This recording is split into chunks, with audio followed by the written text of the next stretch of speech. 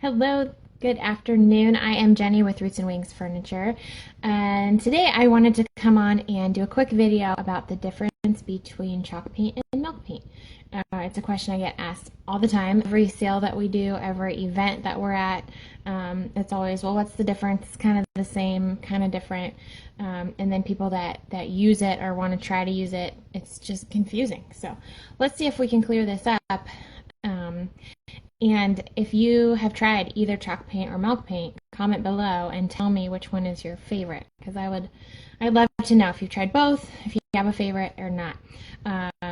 When I started, the first 2 years of doing business, I used almost always homemade chalk paint, and it was just something that I thought was economical. It was a good finish. I got really consistent using the finish, and that's what I used.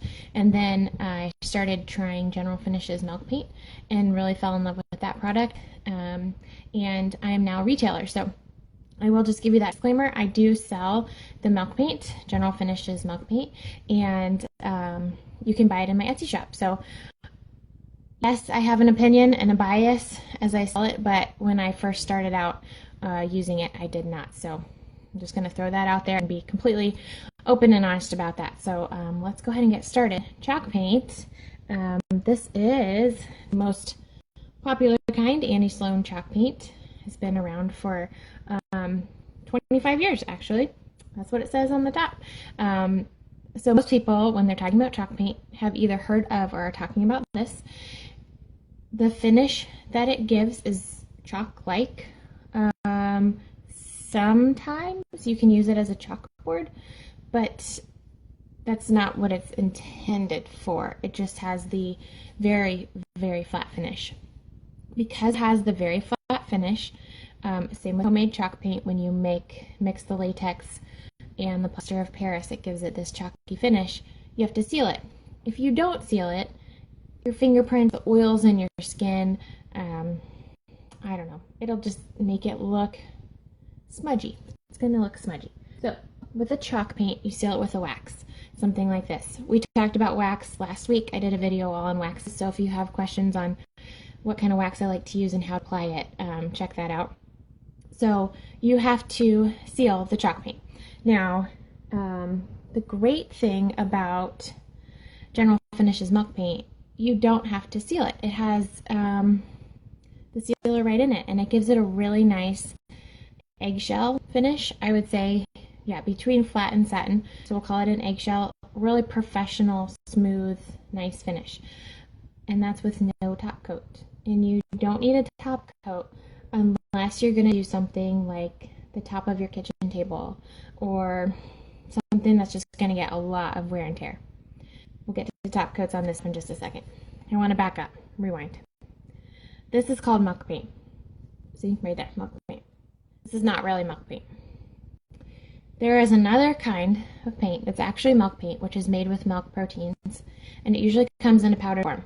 Miss Mustard Seed milk paint, Heirloom Traditions, maybe they're chalk paint.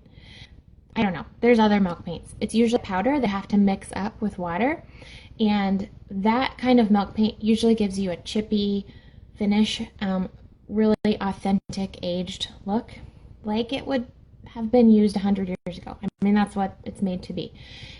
This is called milk paint, but it's actually acrylic.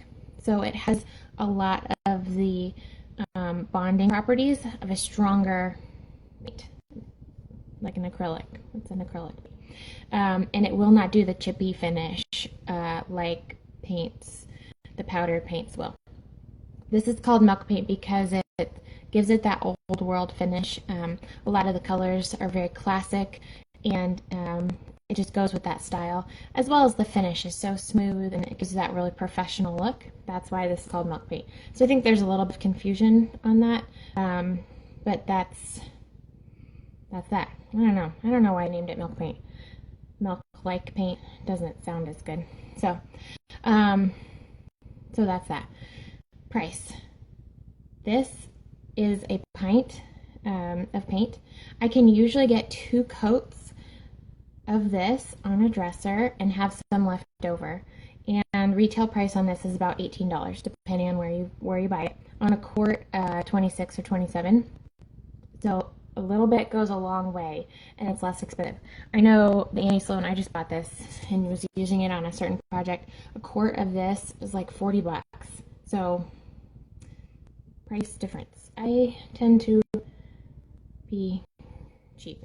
So I don't know. There you go. Just think about that. The paint that you use